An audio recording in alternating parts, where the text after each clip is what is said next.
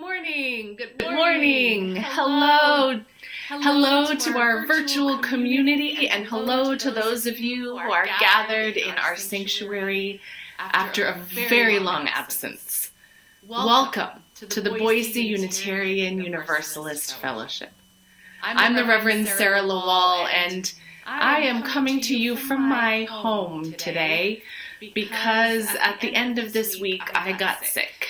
And I am still awaiting COVID test results, but out of an abundance of caution, I felt it best to keep myself and my symptoms at home. This is not at all how I'd hoped today would go as we launch our first ever dual platform hybrid worship service, welcoming folks on Zoom and folks here in the sanctuary after 22 months. But this is our new reality.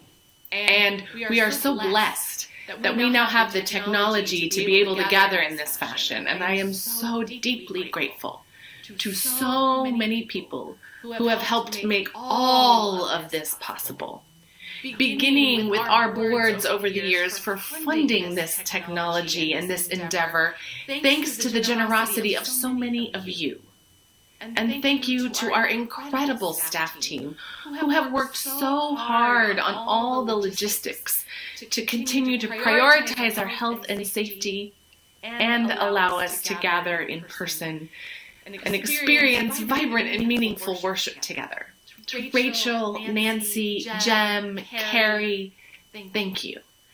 And a special shout of gratitude to Mike Lemieux, our newest staff member, our audiovisual tech coordinator, who has worked so hard to incorporate all of this amazing, wonderful technology into our services. We would not be here in this moment without him. Thank you, Mike. To Bill Reid, who helped us imagine and set up the sanctuary space to maintain distance and still feel a sense of community and inclusiveness. To our worship team, who has helped envision worship services over these ever-changing times and in so many different modalities. To our stewardship team, and Chair Miriam Moito, who has been nurturing community with neighborhood pods and book groups, helping all of us cultivate gratitude and kindness. To our adult RE team doing the same, our Social Justice Council, to all of you, continuing the ministry and mission of this congregation. We are so very, very blessed. Those of you who are joining from the sanctuary, I want to invite you to take a moment and turn around and wave at the cameras on the back wall out there to our virtual community, reminding one another that we are still one whole fellowship, one beloved community, connecting in so many beautiful ways. And however we connect, it is good to be together. Whether you are joining us today for the first time or you have been a member since this congregation's early days, you are welcome here. Whatever faiths you have known, if any, you are welcome here. Whoever you love, however you identify, wherever you are on your spiritual journey, you are welcome here. We gather seeking to make love visible in the world, to build a beloved, compassionate community, nurturing spirits, lifting hearts, broadening minds, and enacting justice. In the spirit of that mission, let us take a moment as we acknowledge our gathering upon native land.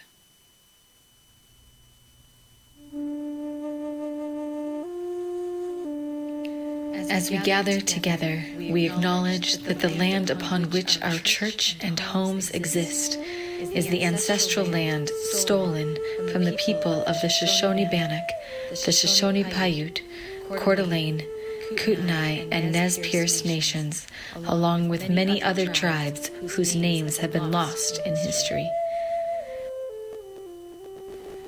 We acknowledge that our presence here today is founded upon the exclusions and erasures of many indigenous peoples.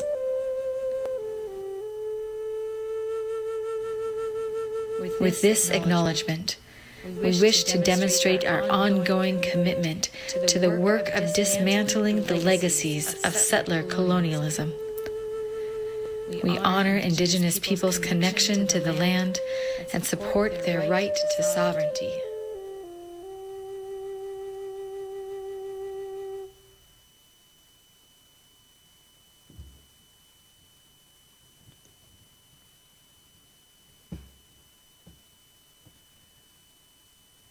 Good morning. I'm Gwyn Reid, and I will be your in-person celebrant this morning.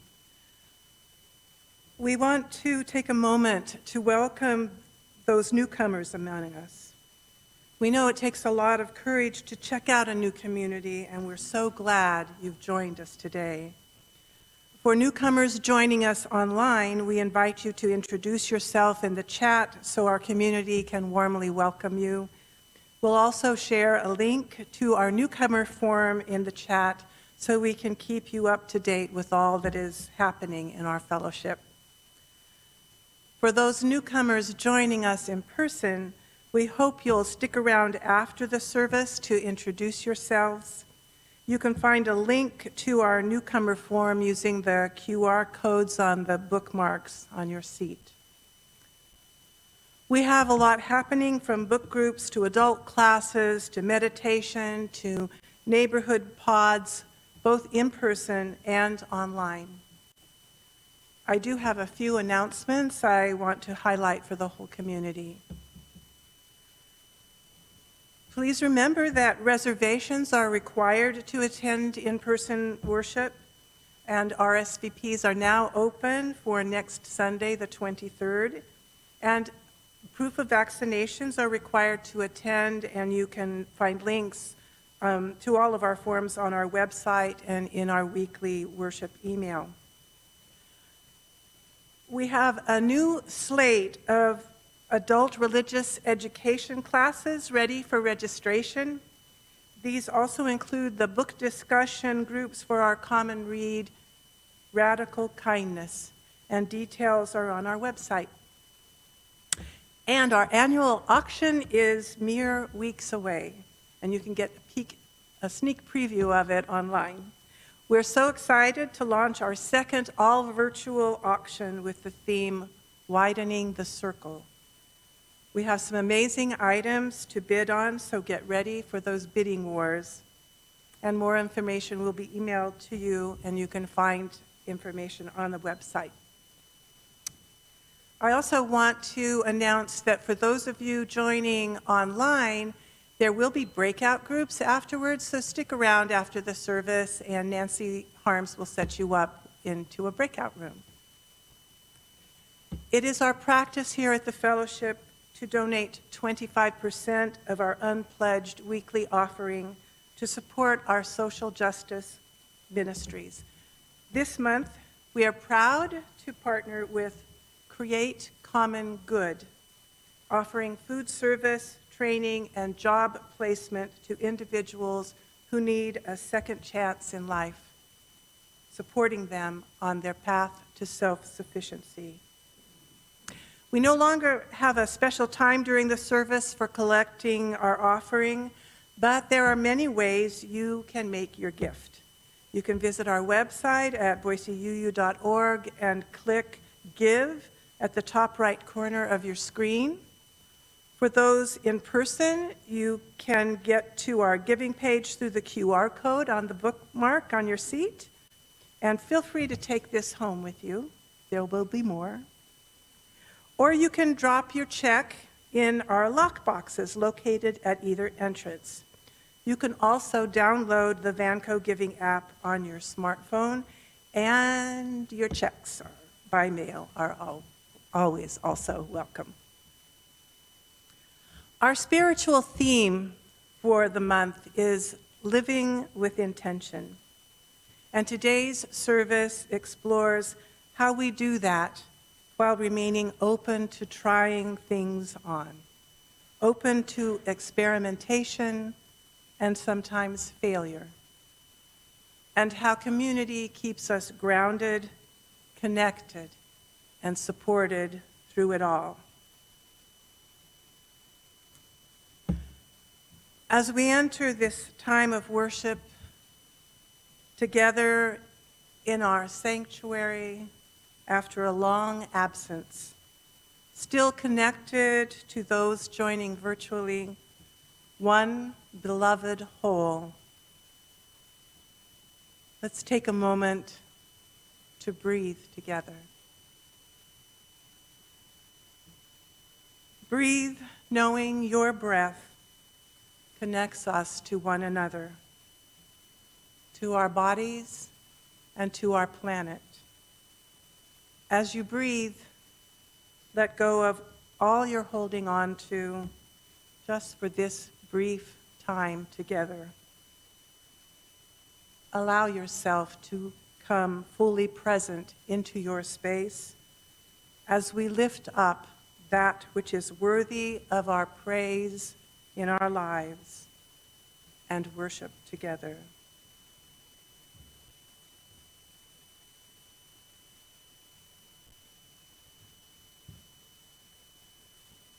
Thou art the song of my heart in the morning.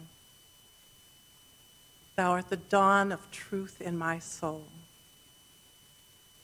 Thou art the dew of the roses adorning. Thou art the woven whole.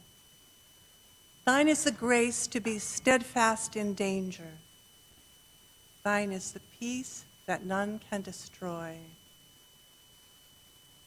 Thine is the face of the need-riven stranger. Thine are the wings of joy.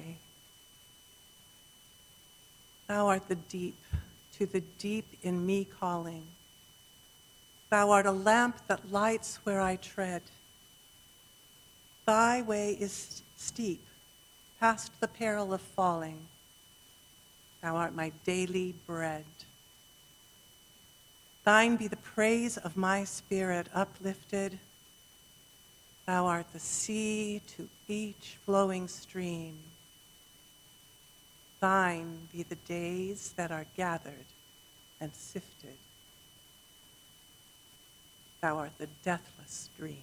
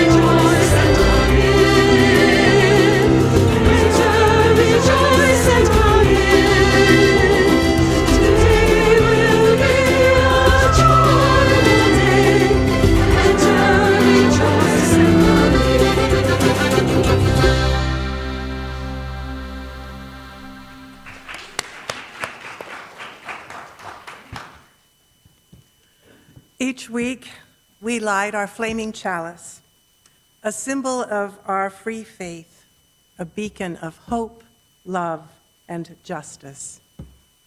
We join in this lighting in solidarity and community with thousands of other Unitarian Universalists lighting chalices in homes and virtual worship services, reminding us that we are connected to one another and to a larger community of faith and love.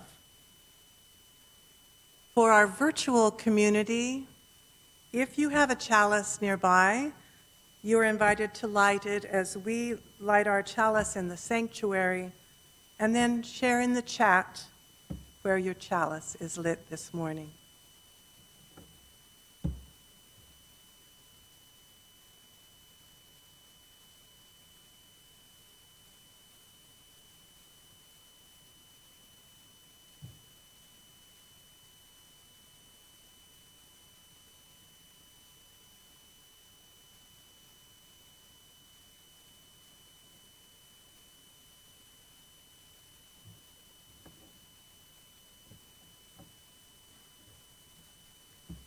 With our collective chalices lit in all our spaces, we offer you this call to worship from the Reverend Linda Susan Ulrich.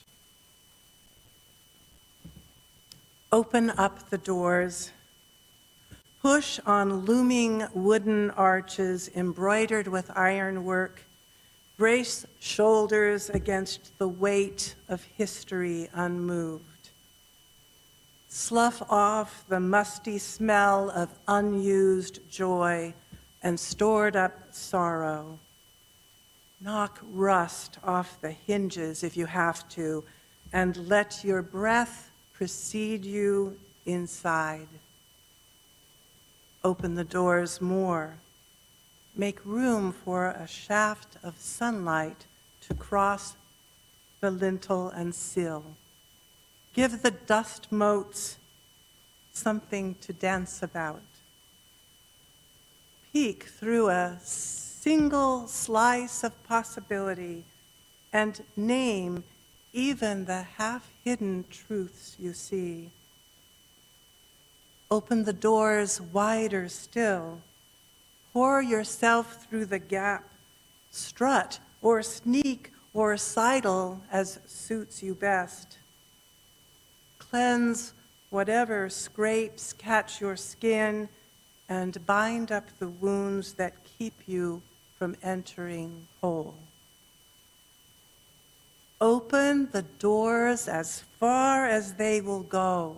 Draw on the strength of the stones beneath you. Ground yourself in the firm sense of who you are. Stand as a beacon welcoming the next seeker, and shine far beyond the lintel and sill. Open all that you are, heighten and deepen your connections to the world around you. Broaden your definition of neighbor. Grow into the largest target for grace that you can muster. And pray to become a gateway for even greater love and compassion. Open up the doors, my friends, lest we keep the stranger out and condemn ourselves to prisons of our own making. Come, let us worship together.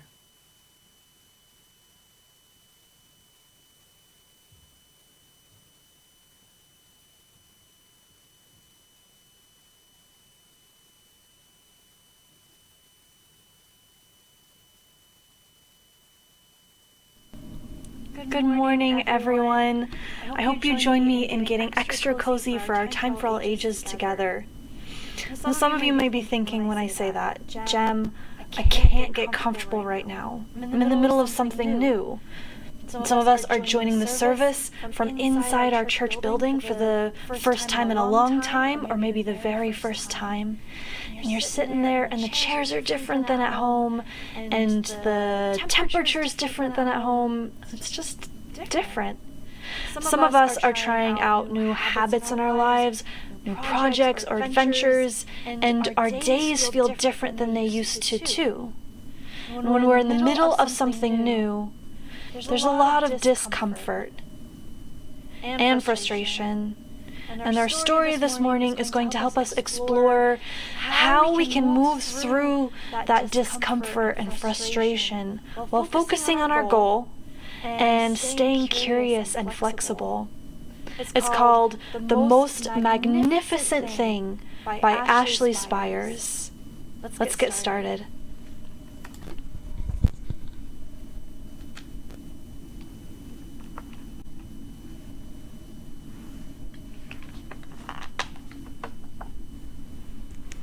This is a regular girl and her best friend in the whole wide world. They do all kinds of things together.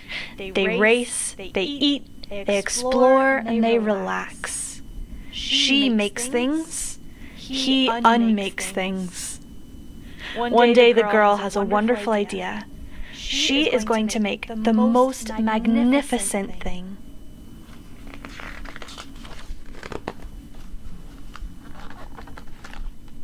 Pardon me.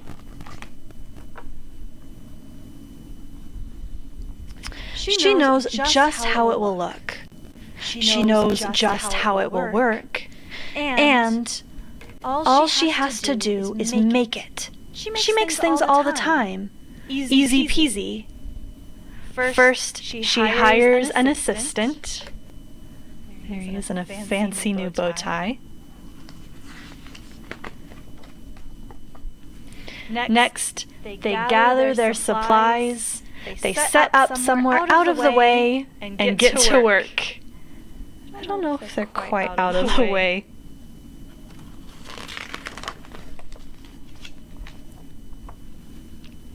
The girl tinkers and hammers and measures while her assistant pounces and growls and chews. When she is finished, she steps back to admire her work. She walks around one side. Her assistant examines from the other side. It doesn't look right. Her assistant picks it up and gives it a shake. It doesn't feel right either. They are shocked to discover that the thing isn't magnificent or good. It isn't even kind of, sort of okay. It's all wrong. The girl tosses aside the first one and gives it another go. She smooths and wrenches and fiddles. Her assistant circles and tugs and wags. There he is wagging. When she is finished, she stands up and takes a long look at it. Her assistant gives it a nudge with his paw. The thing is still wrong. She throws it over her shoulder. She decides to try again. The girl saws and glues and adjusts. She stands and examines and stares. She twists and tweaks and fastens. She fixes, straightens, and studies.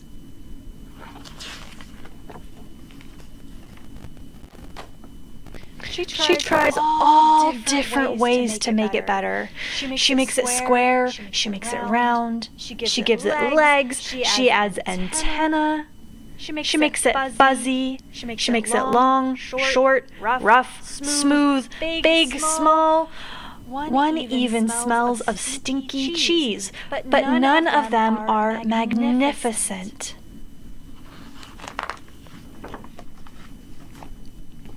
Her hard work attracts a few admirers, but they don't understand. They can't see the magnificent thing that she has in her mind. She gets mad. You can see she's got a big cloud over her head. Might not be a cloud, it's probably just a squiggle.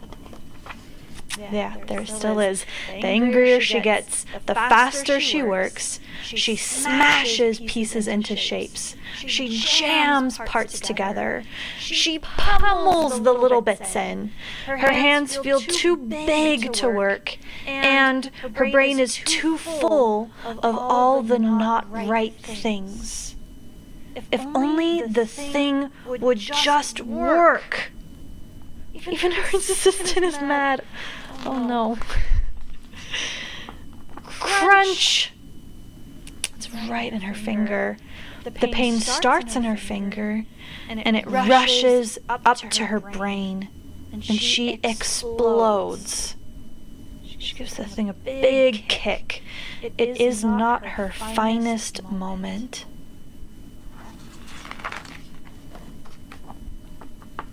I'm no good at this. I quit. And her assistant suggests that they take a walk. There he is with his leash. It's not much help at first. Here you can see they meet a friend, kind of get distracted, and before long she starts to feel different. She gets a balloon from someone, sees colorful balloons, some nice treats, and bit by bit, the mad gets pushed out of her head. As they stroll along, she comes across the first wrong thing she made. The bad feelings are about to start all over again. And then she notices something surprising. There are some parts of the wrong things that are really quite right. The bolts are one, the shape of another, the wheel-to-seat ratio of the next. There are all sorts of parts that she likes. By the time she reaches the end of the trail, she finally knows how to make the magnificent thing. She gets to work, and she works carefully and slowly, tinkering, hammering, twisting, fiddling, gluing, painting. Her assistant makes sure there are no distractions. There are people coming along looking, and they say, "This is the perfect thing to ward off bears. And this will stop that leak." Someone notices this one's all wet. I think her assistant did that. The afternoon fades into evening, and finally she finishes. She alerts her assistant. The sidewalk is all clear. I think that each of these things found a new home with someone else who has a magnificent use for it.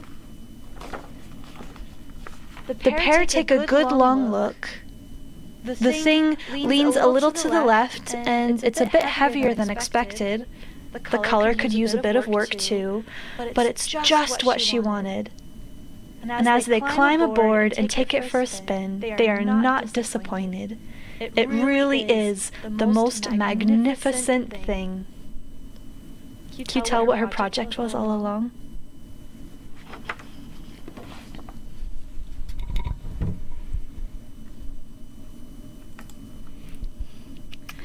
I wonder, what is something that you're trying out? Maybe even for the first time, maybe for the 100th time.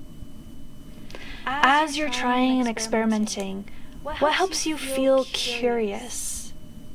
What helps you encourage yourself to keep learning and adjusting? I hope you join me now in blessing our beloved community with song, as we bless this multi-generational community full of ever-learning, ever-growing, ever-justice-seeking beloveds. Thank you.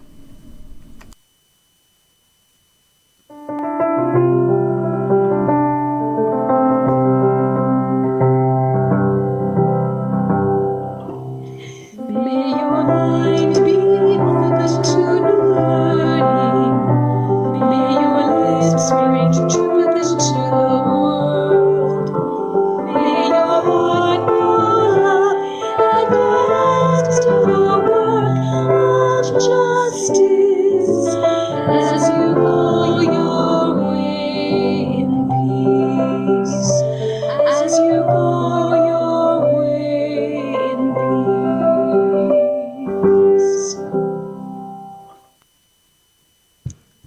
Thank you, Jem.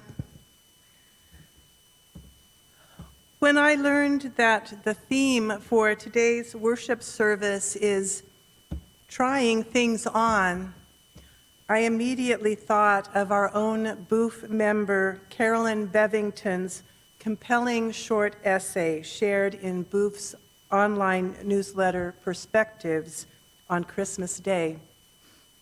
This reading is excerpted from her essay, Try It, You Might Like It. The Life cereal commercial of the 1970s featured Mikey and his friends who were trying to get him to try the cereal. They pushed the bowl in front of him and said, "Let's get Mikey. He hates everything. He'll try it." And so he does try it, and he likes it. Mikey's friends exclaimed, "He likes it. Hey, Mikey." And so it goes that life is presented to us, and we can choose to try its opportunities or pass. Lots of things factor into why I have chosen or not chosen to pursue opportunities. As a child, I joined the Brownies and Girl Scouts. Every Tuesday morning, I would don my uniform and my merit badge sash. Proudly, I could show the world that I tried to play the auto harp or cook and make homemade applesauce or write my own book. Even though they were called merit badges, it never seemed like I had to succeed brilliantly or be the best at everything I tried. What was important was that I tried. And just like Mikey, and for many of the things I tried, I liked them. There were some that I didn't like naturally, and I still got a badge for trying. But sometimes the menace of perfectionism and the misunderstood idea of what mediocrity is seeps its way into my adult life and can poison my pursuits of enrichment. Carolyn continues, over the past year, during the early days of quarantine and the pandemic, I spent quite a few lonely nights playing my Casio keyboard. But thanks to social media, I serenaded my friends who I thought might appreciate an imperfect version of Gershwin's Rhapsody in Blue or a Beatles song on Facebook. I enjoyed my time just playing for the sake of playing and not trying to be perfect about it. I recently looked up the word mediocrity because there is a small voice that can throw water on my creative attempts by saying, "Stop it.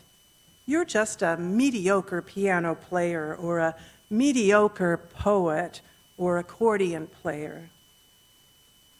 But I found out that the etymological roots of mediocre are this.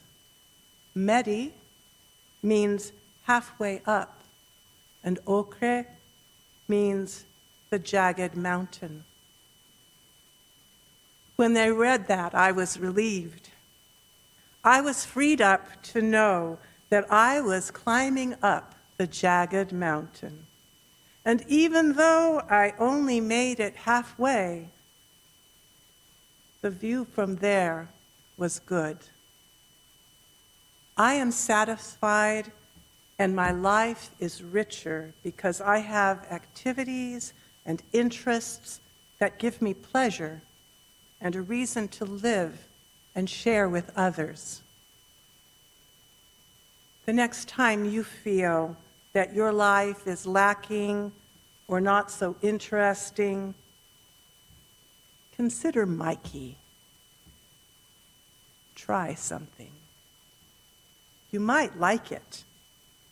And you don't have to be a prodigy to have a full and joyous life. The view from halfway up the jagged mountain can actually be quite beautiful and satisfying.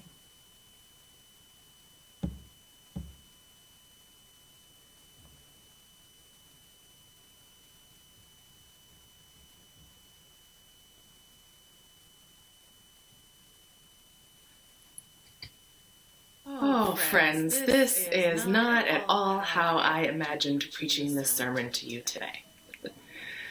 But perhaps the universe is really helping us lean into the message of trying things on. Lean into the message of setting intentions and holding them just lightly enough to be able to pivot and adapt. Leaning into the message of how to hold uncertainty and overwhelm. The message of stretching ourselves for maximum flexibility and experimentation. I mean, these have been the messages and learnings of this entire pandemic. Here I am. Here we are.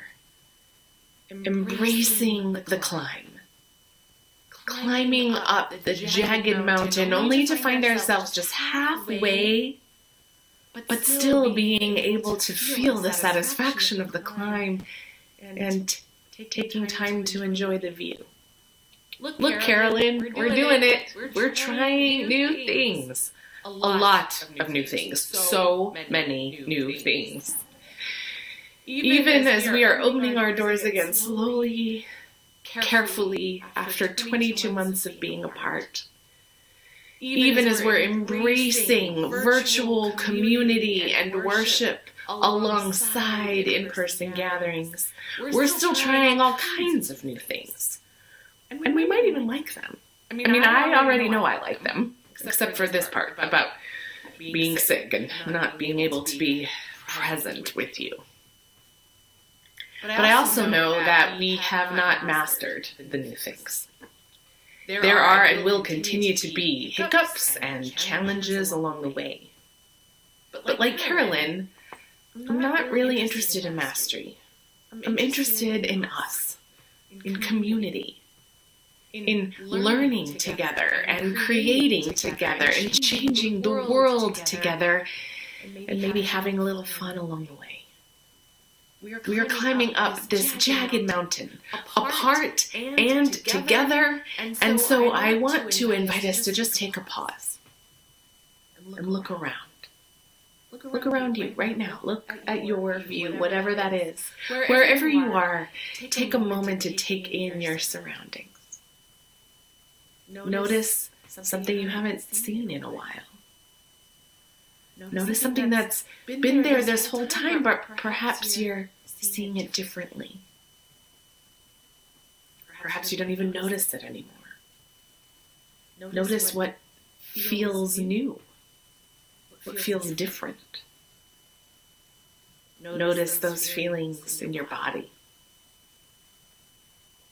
Noticing is how we help center ourselves in the present moment and ground ourselves in what is without judgment. Noticing helps us see the view from a different perspective.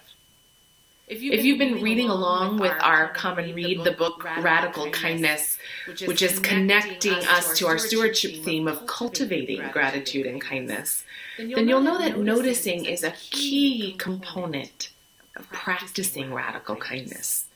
Kindness to ourselves and to others. And we need more kindness these days. We crave it, really. I mean, I imagine kindness as like one of those old-fashioned stone wells, full of cool, beautiful, refreshing water, nourishing, renewing, inviting, but it takes just a little bit of effort to haul it up from the depths. And that's why we're cultivating radical kindness and gratitude together. Our first winter here in Boise, my family's first winter, we spent the week after Christmas up at Bogus Basin and rented one of the condos up there because our kitchen was being renovated and we had no working appliances. And my husband and I were also really excited to introduce our kids to winter sports and to the mountain because we loved it so much. So we enrolled them in the 4-day beginner's ski school. It was so exciting. I mean, as parents, we were so delighted. I'm not sure the kids were feeling quite that same level of excitement, but it had been over 10 years since I'd been on skis, and I was giddy to be back on the mountain. First day, fabulous. And we celebrated that evening by jumping in the hot tub at the condos, and the kids took to the slopes like champs. So naturally, on day 2, my husband and I thought we'd all just ski down to the main lodge from the condos. You really can just do that, ski right from the door. But we gathered our stuff and we schlepped all our gear out to the mountain where the hill starts. And the kids took one look at that first little hill and totally freaked out. I mean, wouldn't even attempt it, sort of just sat down and dug their heels in. But we had lessons to get to. So we just sort of bucked up, and I took the youngest, and Michael, who actually only snowboards and has only skied once or twice in his life, took the eldest, who we thought would make it down on their own with a lot of cheerleading. And so there I am with the 6-year-old, snow plowing together, and my poles horizontal to serve like a Ferris wheel bar, and we're slowly snow plowing down that hill, and he's still freaking out and trying to sit down on my lap. And there were so many tears. And at one point, he just kept yelling at me, "You are the worst skier ever!"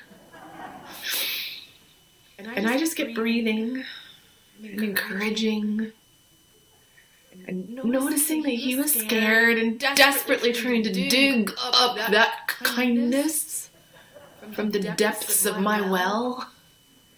I finally succumbed to bribery, pointing at the lodge when we were about halfway down the mountain and telling him, "Hot chocolate is down there, and if we can get down there, you can have anything you want." We finally made it down the mountain after what felt like an eternity. I mean, even with much reluctance, we managed to get them back into their lessons. I was wiped. I needed my own recovery period before I got back on the slopes that day. And that was our first ever time of trying on skiing as a family. No one really liked it that day. But thank God we kept trying. And at the end of the week, there were smiles and enthusiasm about doing a few extra runs, and there was a lot of hot chocolate too. And we just kept going back, year after year, despite surgery from a torn ACL for me and arthritis for my husband, and busier lives. We kept trying to get back to the mountain every year, even if it was just once. And the youngest, the one who screamed the entire way down that day, tried snowboarding, and this year went back to skiing and is on the Hillside Junior High ski team. So after a lot of persistence, some tears, some frustration, and many tries, we like it. We really like it. And we really like telling the story. And like everything else in life, some days, skiing on the mountain is better than others. Some days the weather is terrible, and the view from the mountain is too cloudy to see anything. And some days the lines are too long, or our bodies are just too sore and tired and nothing feels fun. But overall, we still like it. The experience changes us in some way. It feeds us. And we keep trying to tell the youngest, even now, the more you do it, the better you're going to get, the more you're going to like it. Trying things on is such an important part of life. Trying new things is such an important part of life. It stretches us. It invites us to make ourselves more nimble, more open, more flexible, more willing to experiment. Like Carolyn's beautiful reading, none of us is naturally gifted at everything. But oftentimes, learning and experiencing new things is so good for our brain and good for our health, and it even can be fun. Even when we're not perfect, even when failure is involved. The scientific process, when embraced fully, rests on the idea of trying things in order to fail. We would never have had a COVID vaccine without a lot of failure. Failure in science and even in other areas teaches us something we likely didn't already know. Trying things and failing shows us the holes and the gaps in our work and helps us see the changes and tweaks that are needed on the road to success. Kata Katz, author of an article about how to empower a culture of failure, writes that embracing a culture of failure can liberate the scientific self by revealing science as a fascinating adventure. Certainly that can be true in all facets of our lives. Embracing failure can liberate us by revealing life, or whatever it is we are experiencing, as a fascinating adventure. Welcome to the fascinating adventure, my friends. We are here. We are in it together, liberated together. This is what church life is all about. This is what beloved community is about, however we gather. We don't attend church to be handed perfect transcendence and religious experience. We come for community in all of its forms, virtually and in person. We come because life is imperfect and messy, and transformation is imperfect and messy and hard. And knowing we are on that path with others eases our burden, even if it's just a little bit. And we worship together to be reminded of all of this and of the deep sacredness of all of life. To lift up that which is worthy of praise in our lives, and sometimes what is worthy of praise are all the imperfect moments that led us to new learnings, all the hard stuff that changed us, the doorways to transformation that are sometimes scary, the experiments and failures which make life more fascinating, climbing halfway up the mountain and being able to appreciate what it took to get there, but then looking around and realizing we're not alone. And then noticing that there are so many others who need help getting up the mountain too. So down we go and try to help them find their way up and make it easier for everyone to climb. As a community and a faith tradition dedicated to principles of dignity, equality, justice and compassion, spiritual growth, and democratic ideals. As a faith committed to saving the planet and making this world a better place for future generations, trying things on, embracing failure, connecting to community, and worshiping together is how we change the world. We try new things when the old ways don't work. We reflect together. We keep making adjustments to discover what works best in each new iteration of our world. We hold each other up when life tries to beat us down.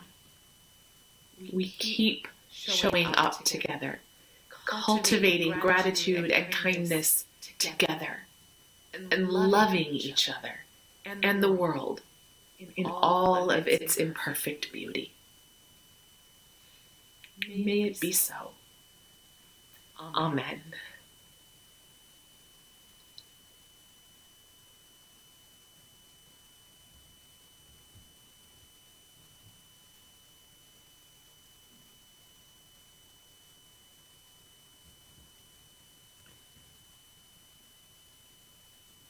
Each week, we take time to acknowledge the many joys among us and to grieve our many sorrows and losses, so that we might lift that burden for each other and receive the blessing of this community.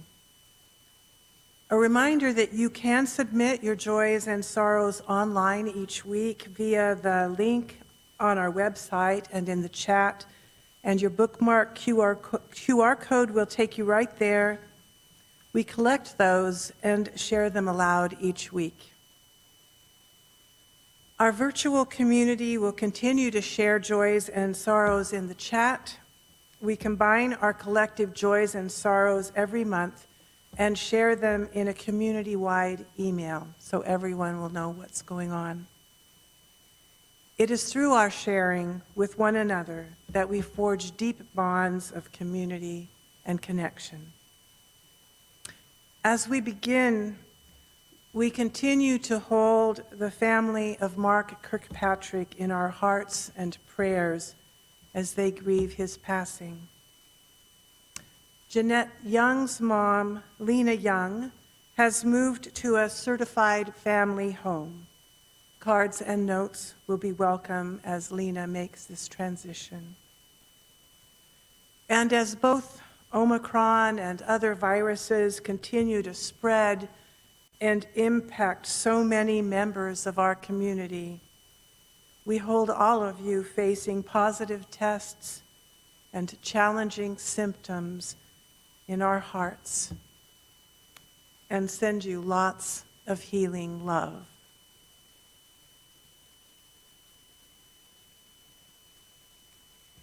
If you are holding someone in your heart this morning, those of you in the room, I invite you to speak their name aloud into our whole community of love, that we may hold them with you.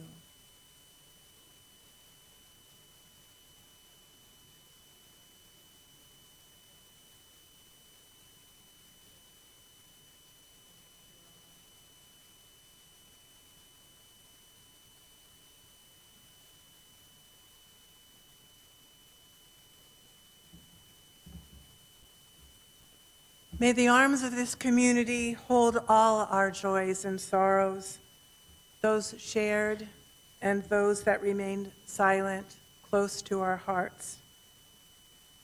May we feel the grace that surrounds us and be transformed by the Spirit of life and love, with warmth to celebrate our joys and with gentleness to soothe our aching hearts.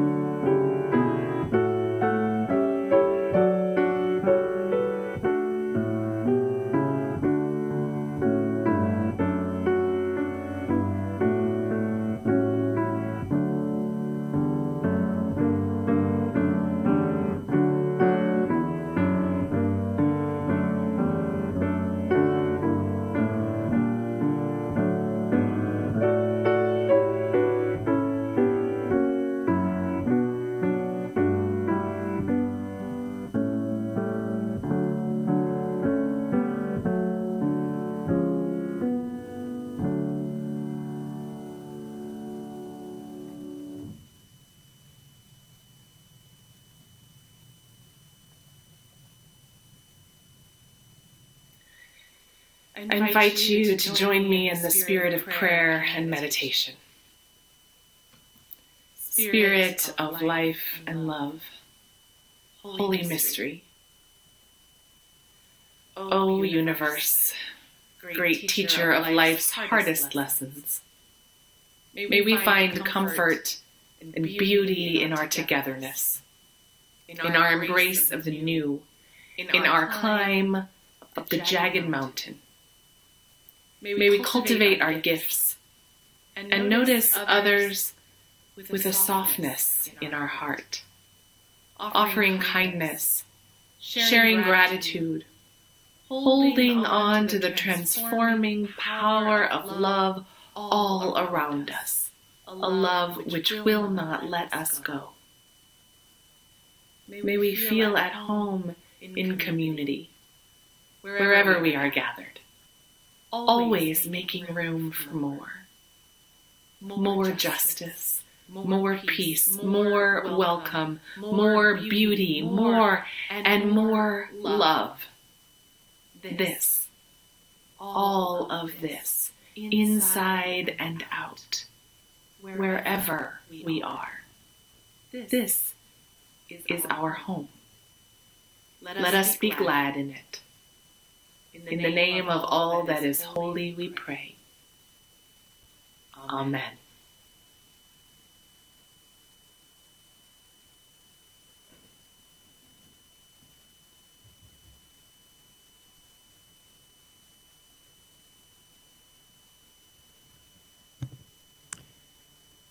In March of 2020, our choir was readying to sing a new hymn of the month, a collaboration between Carrie Bastian and Mike Lemieux.